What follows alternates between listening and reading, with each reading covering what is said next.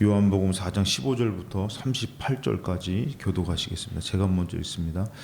여자가 이르되 주여 그런 물을 내게 주사 목마르지도 않고 또 여기 물 기르러 오지도 않게 하옵소서. 여자가 대답하여 이르되 나는 남편이 없나이다. 예수께서 이르시되 내가 남편이 없다 하는 말이 옳도다.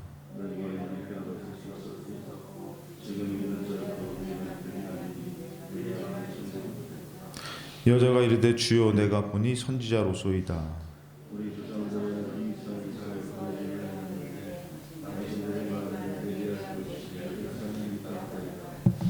예수께서 이르시되 여자여 내 말을 믿으라. 이 산에서도 말고 예루살렘에서도 말고 너희가 아버지께 예배할 때가 이르리라.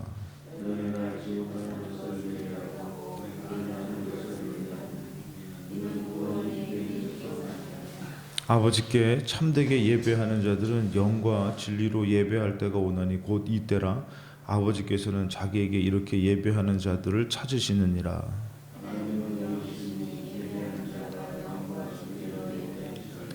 여자가 이르되 메시아 곧 그리스도라 하는 이가 오실 줄을 내가 아노니 그가 오시면 모든 것을 우리에게 알려주시리이다.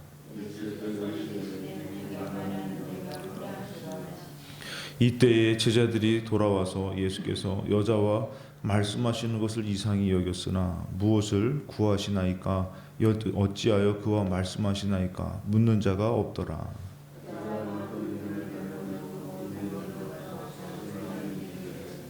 내가 행한 모든 일을 내게 말한 사람을 와서 보라. 이는 그리스도가 아니냐 하니 그 사이에 제자들이 청하여 이르되 랍비여 잡수소서.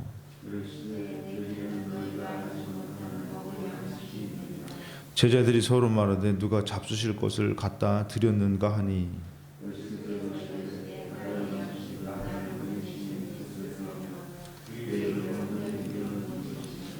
너희는 넉 달이 지나야 추수할 때가 이르겠다 하지 아니하느냐. 그러나 나는 너희에게 이르노니 너희 눈을 들어 밭을 보라. 희어져 추수하게 되었도다.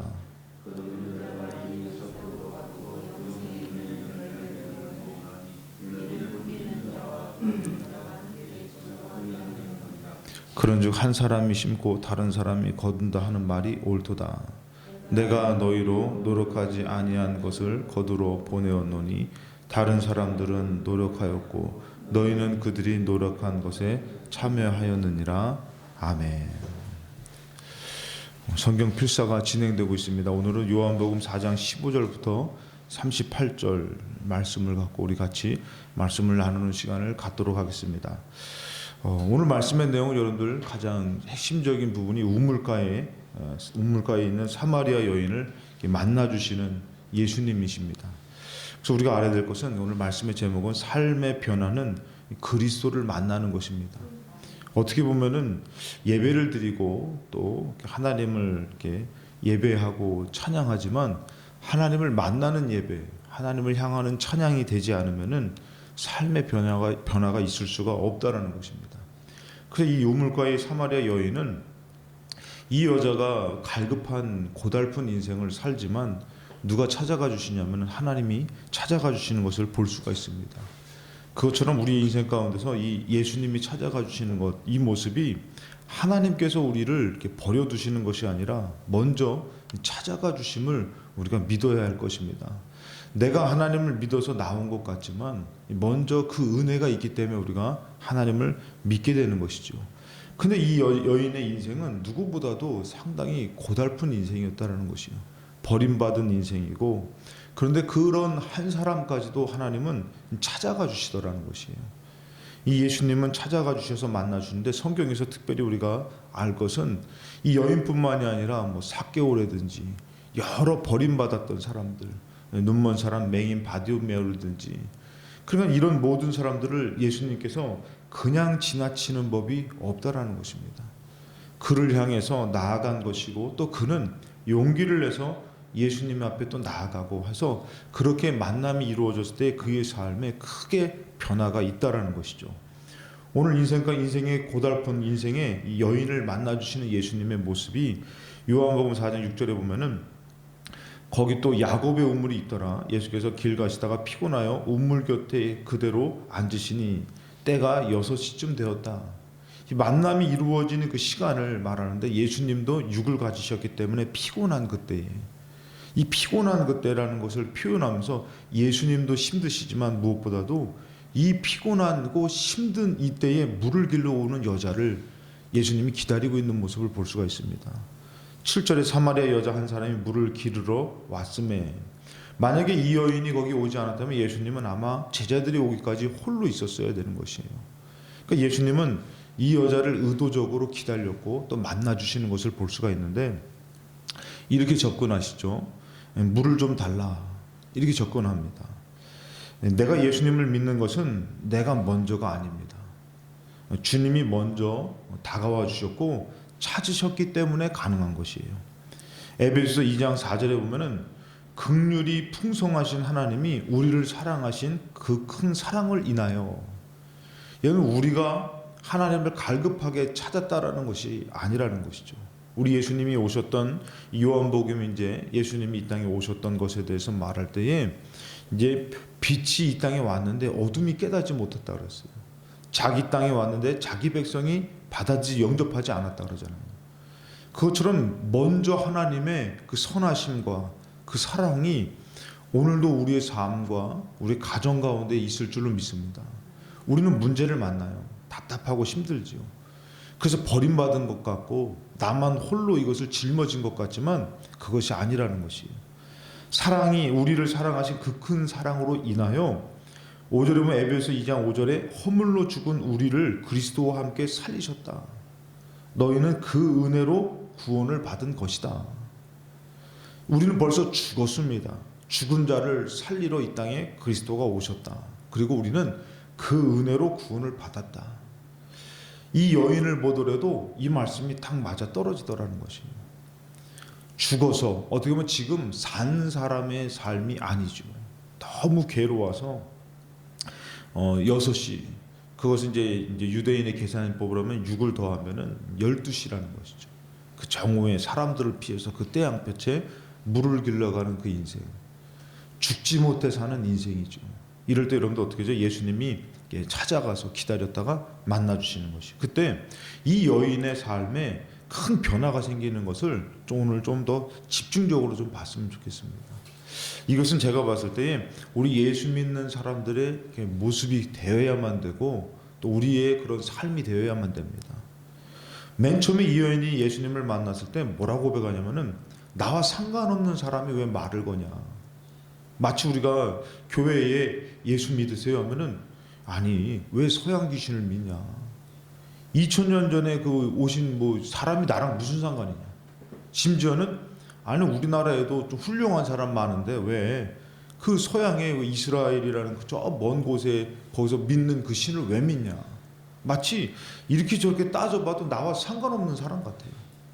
이 여자가 뭐라고 하면 9절에 사마리아 여자가 물 달라고 했더니 이르되 당신은 유대인으로서 어찌 사마리아 여인인 나에게 물을 달라 합니까?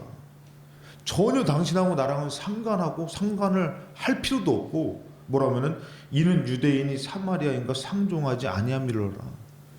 이 여인도 뭐라고 하면은 마치 이제 전도를 할 때 예수님 믿으세요? 아니 무슨 예수를 왜 믿어야 되냐고. 이것처럼 나랑 상관없는데 나는 당신은 유대인이고 나는 사마리아인이고 그리고 당신은 남자고 나는 여자인데 나랑 무슨 상관이냐고. 왜 나한테 이렇게 말을 거냐. 이 삶의 문제가 마치 우리가 짊어진 삶의 문제가 주님과는 전혀 상관없는 것 같아요. 우리가 예수를 믿어도 그렇게 믿는 사람이 있을 수 있어요.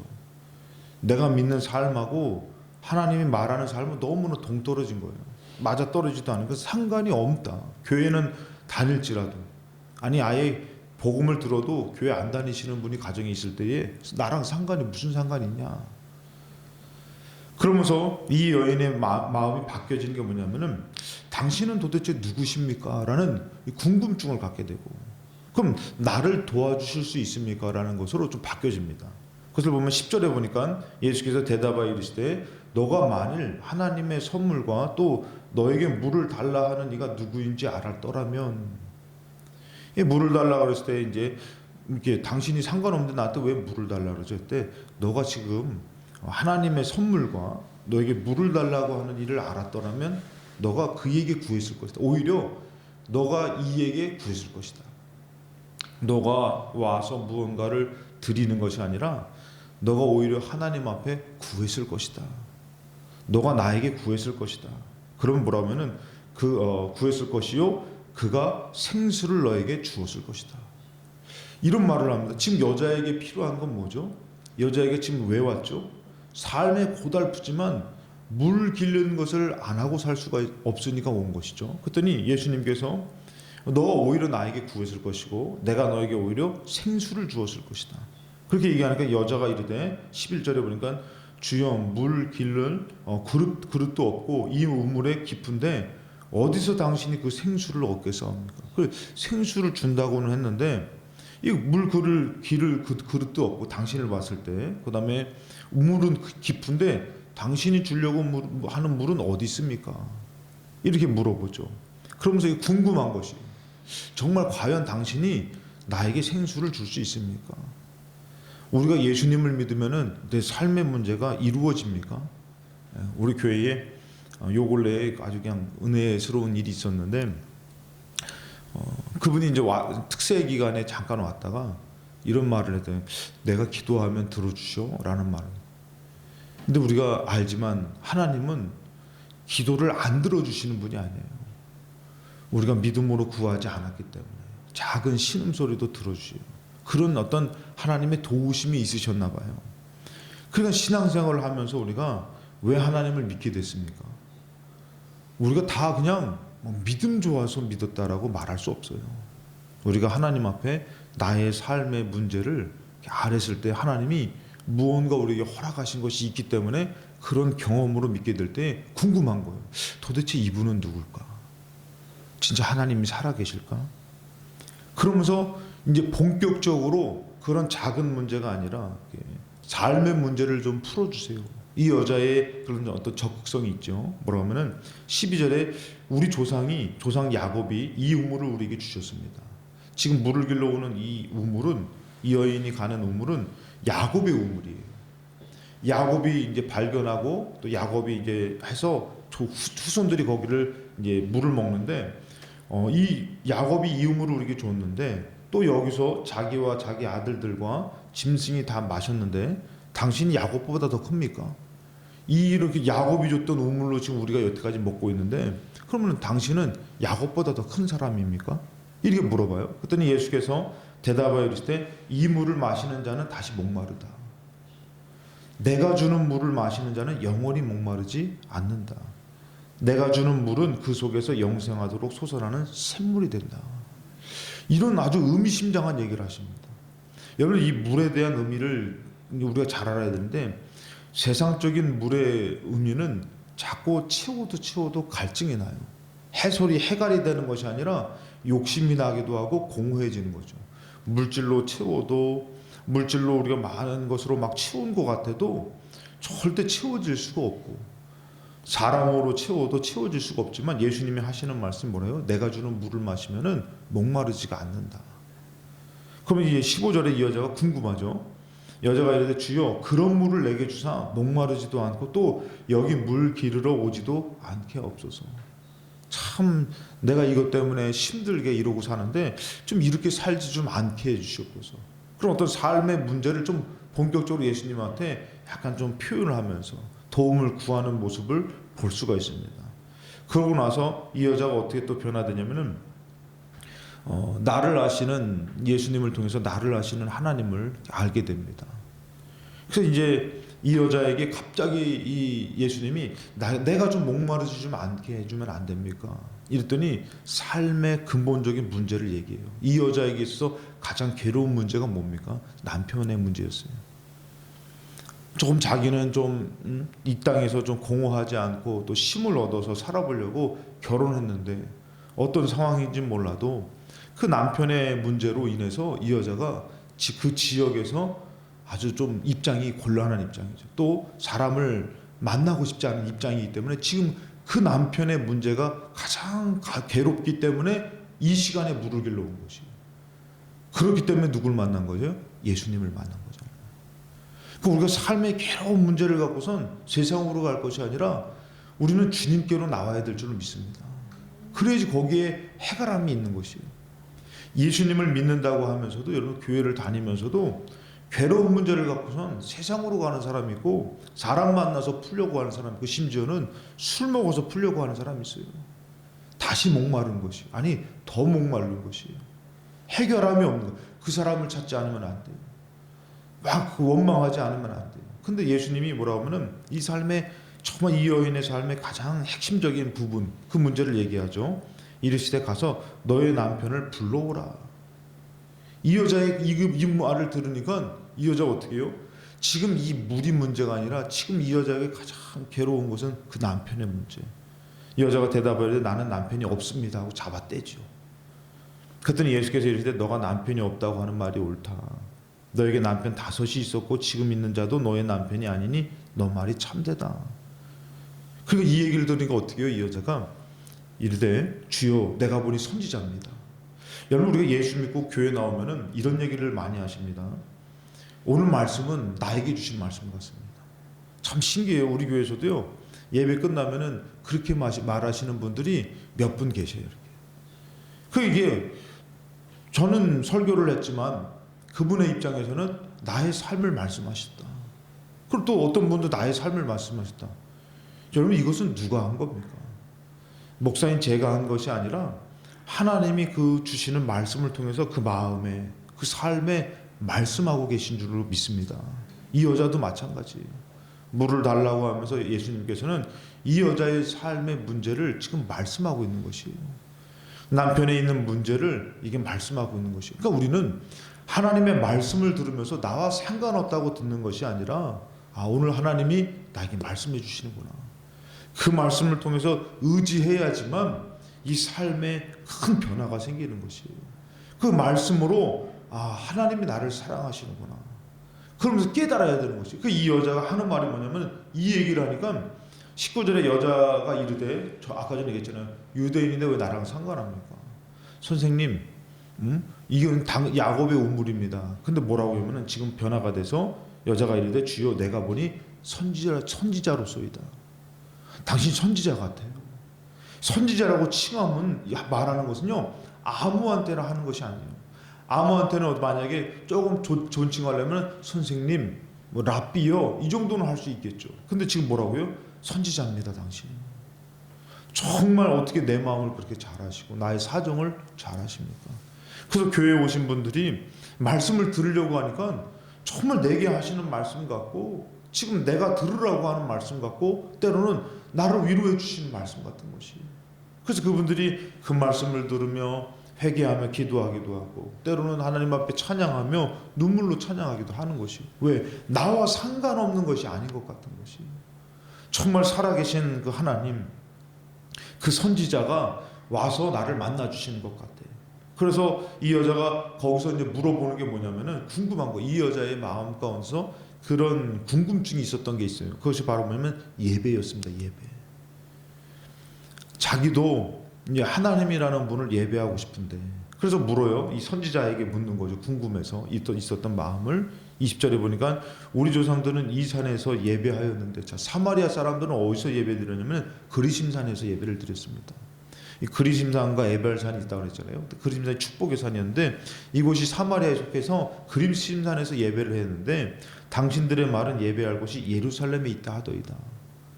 도대체 어디서 예배를 드리는 것이 옳습니까? 우리는 예루살렘으로 갈 수가 없는데 우리는 버림받는 겁니까? 이런 상황이죠. 그때 예수께서 이르시되 여자여 내 말을 믿으라. 이 산에도 말고 예루살렘도 말고 너희가 아버지께 예배할 때가 이른다. 그러니까 어디 장소가 중요한 것이 아니라 이 하나님 아버지를 향해서 예배하는 것이 중요하다. 저는 이 말씀이 참 오늘날에 우리에게 하시는 말씀 같아요. 지금 우리가 참 어려운 가운데서 온라인으로 예배를 드리고 성전에 나와서 예배를 드리기도 합니다. 근데 우리가 중요한 것은 뭐냐면은 성전에 나와도 하나님 아버지를 향해서 예배를 드리지 못하면은 그것은 마당만 받는 신자고, 온라인으로 예배를 드릴 때에 정성을 다해서 예배를 드리지 못하는 것은 그것도 어떻게 해요? 하나님과 멀어지고 하나님과 상관이 없는 것이에요. 이들도 어떤 장소를 얘기하지만 예수님 뭐라고요? 아버지께 예배를 하는 것이다.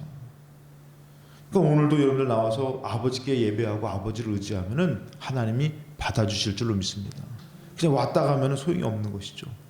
그래서 예수님께서 뭐라 하면은 23절에 아버지께 참되게 예배하는 자들은 영과 진리와 진리로 예배할 때가 오나니 곧 이때라. 아버지께서는 자기에게 이렇게 예배하는 자들을 찾으신다. 사마리아 여인이 걱정하지 말고 이 산에서도 너가 아버지를 향해서 예배를 드리고 그러면은 하나님이 너의 삶을 만져주시고 인도하실 것이다. 하나님은 영이시니 예배하는 자가 영과 진리로 예배할지니라. 영적인 존재이기 때문에 장소가 중요한 것이 아니라 마음을 다해서, 너가 정성을 다해서. 그렇다고 해서 여러분들 온라인으로 내가 예배를 드리면 더 낫겠지, 그게 아니라 마음과 정성을 다하려고 그러면은 자꾸 가고 싶은 것이에요. 나아가고 싶은 것이죠. 그러면서 이 여자가 이제 여러분들 아직까지 뭐예요? 선지자의 어떤 교회에서 목사님의 말씀을 통해서 라고 생각할 수 있습니다. 근데 이 여자가 이제는 어떻게 누구를 만나는 거예요? 진짜 그리스도를 만나는 거죠. 저는 우리 필동교회 모든 성도님들이 이렇게 되기를 간절히 축원합니다. 뭐라고 하면은 25절에 여자가 이르되 메시아 곧 그리스도라 하는 이가 오실 줄을 내가 압니다. 들어서 아는데 그가 오시면 모든 것을 우리에게 알려주실 것입니다. 이렇게 얘기를 해요. 그랬더니 예수께서 이르시되 너에게 말하는 내가 그다. 내가 메시아다. 그 여러분들 이 여자가 뭐예요? 선지자입니다. 그래서 들으니까 맞는 말씀 같아요. 내가 이제는 그렇게 예배를 드려야겠네요. 근데 제가 알고 있는 것은요, 메시아가 그리스도라는 분이 오시는데 그가 말해주신다 그러는데 내가 크다. 그럼 마치 예배를 드리면서 나에게 이 말씀 참 은혜가 되는데 우리 목사님 참 좋은 말씀 주시네 이렇게 생각하는데 기도하다 보니까 목사님이 주시는 말씀이 아니라 하나님이 주시는 말씀인 거죠. 이거를 깊이 깨달으니까 나를 하나님이 버려두신 것이 아니라 지금 나와 하나님이 함께 하시는구나. 어려운 가정에 들어가고 어려운 삶을 살아가면 물질의 문제, 자녀의 문제, 사업의 문제, 괴로운 인생을 사는 것 같은데 버려진 인생이 아니라 하나님이 함께 하시는 인생을 산다고 이가 깨달으니까 어떻게 된 거예요? 이 속에, 내 속에 있는 그 갈증이 해소되는 거예요. 해결되는 것이에요. 이게 중요합니다, 여러분들. 베드로가 여러분들 예수님을 그렇게 따라다녔잖아요. 근데 예수님이 베드로를 향해서 축복하지 않았어요. 예수님이 베드로를 향해서 말씀해 주시고 가르쳐 줬지만 이 베드로가 어떤 날이 왔습니까? 주는 그리스도시요 살아계신 하나님의 아들입니다라고 인정했더니 바요나 시몬아 너가 복이 있다고 해서 예수님이 칭찬해 주셨잖아요. 여러분 그와 같이 우리가 교회를 다니고 하나님을 믿을 때에 우리가 하나님을 고백하지 않는 그런 믿음은 어떻게 해요? 선지자로 믿는 믿음일 수 있어요. 그냥 은혜 받고 끝날 수 있어요. 그러나 우리는 어떻게 해요? 하나님이 나와 함께 하시는구나. 이거를 깨닫는 순간 어떻게 해요? 내 마음의 근심이 사라지는 것이에요. 이것을 깨닫는 순간에 두려움이 사라지고 오히려 소망된 삶을 살게 되는 것이에요. 여러분 삶의 변화는 여러분들 우리가 알아야 될 것이 기도의 응답이 삶의 변화가 아닙니다. 삶의 변화는 바로 뭐냐면은 예수 그리스도를 만나는 것이에요. 예수님을 만나면은 여러분들 남편의 문제가 이 여자가 해결되지 않았어요. 삶의 문제가 물이 해결되지 않았어요. 뭐 정수기를 달아준 것도 아니고 다시 물길로 와야 돼요. 그러나 내 내면의 그 근심된 것이 예수 그리스도 메시아를 만나니까 해결되더라는 것이에요. 이 여자가 이거 해결되고 나니까 어떻게 됐어요? 28절에 보니까 여자가 물동이를 버려두고 동네로 들어가는 것이에요. 사람들을 피하고 정말 사람들을 정말 없는 그 시간에 물을 길러 왔던 이 여자가 오히려 그 물동이 지금 먹고 살아야 되고 마시고 살아야 되기 때문에 지고 왔던 그 가장 중요한 물동이를 거기다 두고 동네로 들어가는 것이에요. 이렇게 바뀌어진 것이에요. 그러고 뭐라고 하면은 29절에 내가 행한 모든 일을 내게 말한 사람을 와서 보라. 이는 그리스도가 아니냐 하니. 다시 한번 말씀드리지만 삶의 변화는 내 고민의 해결함도 기적을 체험하는 것도 아니에요, 여러분들. 중요한 것은 뭐냐면 그리스도를 만나서 예배를 통해서 그분의 말씀을 듣고 나에게 하시는 하나님을 만나고 기도하면서 나를 사랑하시는 하나님을 만나고 찬양하면서 나를 기뻐하시는 하나님을 만날 때에 삶의 변화가 이루어지는 것입니다. 여러분, 찬양을 왜 합니까? 그냥 노래 부르는 것이에요. 기도를 왜 합니까? 예배를 왜 드립니까? 하나님을 만나려고 하는 거 아닙니까? 그 만남이 이루어지지 않으면 안 되는 것이에요. 우리는 하나님과 만남이 이루어질 때 공허하고 힘들고 답답하고 나를 내려놓을 수 있고 이런 나를 내려놓을 수 있고 인생에서 가장 중요하다는 것을 내려놓고 삶으로 오히려 누구로 가는 것이요? 예수로 나아갈 수 있고 하나님으로 나아갈 수가 있는 것이에요. 시어머니 시아버지한테 핍박을 당했던 사람이 은혜를 받으니까 어떻게 해요? 오히려 믿음을 갖고 다시 가정으로 들어가는 것이지 은혜 받아서 집을 떠나는 것이 아니에요. 이 여자가 뭐라고 하면 39절에 보니까 아주 큰 변화가 그 동네에 일어납니다. 여자의 말이 내가 행한 모든 것을 그가 내게 말하였다 증언하므로 그 동네 중에 많은 사마리아인이 예수를 믿는지라. 이런 믿음의 역사가 나타나죠. 그리고 사마리아인들이 예수께 와서 자기와 함께 유하시기를 청하니 거기서 이틀을 유하시는 것이에요. 예수님을 사모하면서 청했어요. 예수님의 말씀으로 말미암아 믿는 자가 더욱 많아졌는데 이제 뭐라고 얘기하냐면은 42절에 그 사람들도 하나님을 만난 사람으로 예수님을 만난 사람으로 바뀌어진 것이죠. 그 여자에게 말하되 이제 우리가 믿는 것은 너의 말을 인함이 아니니 이는 우리가 친히 듣고 그가 참으로 세상의 구주신 줄을 알미라 하였더라. 아멘. 여러분들, 우리 교회도 많은 사람들이 전도돼서 오고 많은 사람들이 왔다 가지만 중요한 것은 하나님을 만나는 그런 하나님의 제단이 될 때에 하나님께서 많은 사람들의 삶의 문제를 해결해 주시는 놀라운 역사와 또 그것을 믿고 예수 믿는 사람, 구원받은 사람으로 사는 역사가 우리 교회에 있을 줄로 믿습니다. 이 새벽에도 여러분들 하나님 만나는 사람으로 기도하셔서 하나님으로 응답받는 저와 여러분 되시기를 주님의 이름으로 축원합니다. 기도하시겠습니다. 살아계신 하나님 아버지, 감사와 영광을 올려드립니다. 오늘도 하나님이 나를 만나주시려고 이 새벽에 기다리고 계셨는 줄로 믿습니다. 내가 나온 것 같지만 하나님이 기다려주셨고 내가 신음하는 것 같지만 하나님이 들어주셨고 나의 삶은 하나님과 무관한 것이 아니라 하나님과 동행하는 삶이고 하나님으로 인도함을 받는 하나님의 역사의 삶인 줄로 믿습니다. 이제 하나님 아버지, 가라앉은 것을 주님 앞에 고백하며 주님으로 치워지는 삶을 살게 도와주사 이제는 아버지 정말 아주 갈증된 삶을 사는 것이 아니라 남에게 구워줄지라도 꾸지 않는 삶, 나눠주는 삶, 하나님으로부터 누르고 흔들어 넘치도록 공급받는 삶을 살게 하여 주셔서 모든 삶이 광야를 걷는 것 같지만 가나안의 영광과 축복을 바라보며 승리하는 삶이 되게 도와주시옵소서. 오늘도 기도할 때 하나님께서 역사하시고 응답하실 줄로 믿사오며 거룩하신 예수 그리스도의 이름으로 축복하며 기도드리옵나이다. 아멘.